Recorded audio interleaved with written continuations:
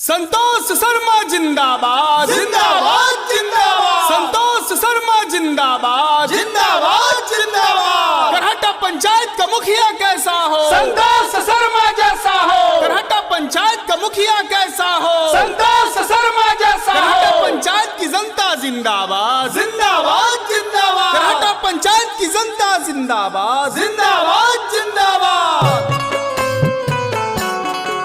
हम विकास के लिए आ रहे हैं, हम विकास के लिए आ रहे हैं, विकास करके दिखाएंगे।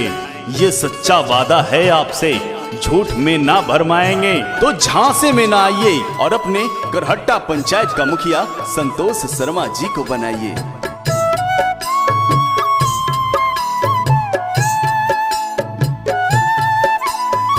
सागर रिकॉर्डिंग स्टूडियो बरहापुरा गया।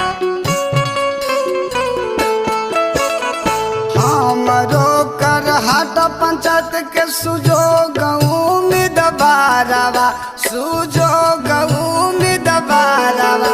आज सुशील कर मर्जू झारू हथिन गरीब के मासी हाजी। आज सुशील कर मर्जू झारू हथिन गरीब के मासी हाजी। गरीब के मासी हथिन संघर्षशील उम्मीदवारवा जी, संघर्षशील उम्मीदवारवा जी।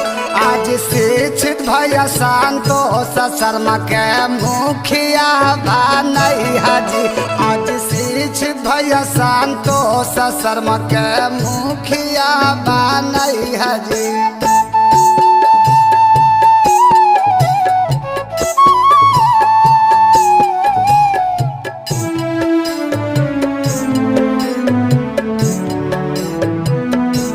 अब के ना के जिताई हा सुनाए भैया, अपन मुखिया बनई हा सुनाए भैया।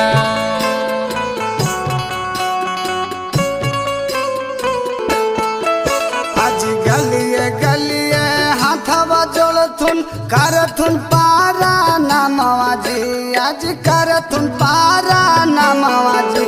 आज जाति पाति ऊंचा नीचा के भेदवा मिटैथुन जी।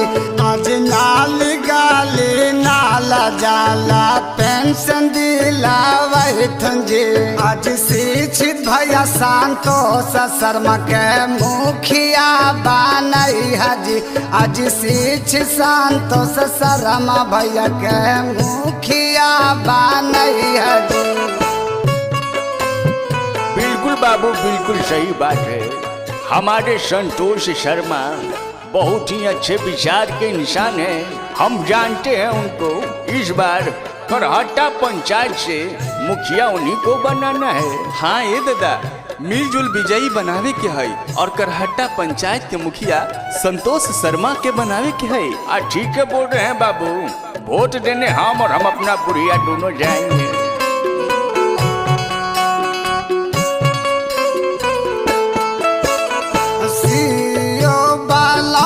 वीडियो विधायक भी चुन जैथुन जी, विधायक भी चुन जैथुन जी। करहट्टा पंचायत के विकास छिन के लेथुन जी। करहट्टा पंचायत के विकास मांग के लेथुन जी। सोशल संतोष शर्मा के मुखिया बनाव जी।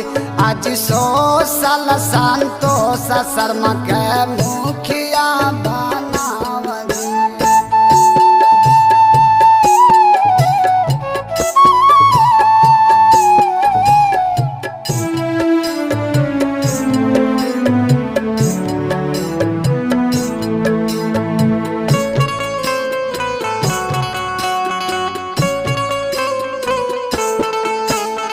हर जन थोरवट बैकवट के भेद भाव मिटे तुझी।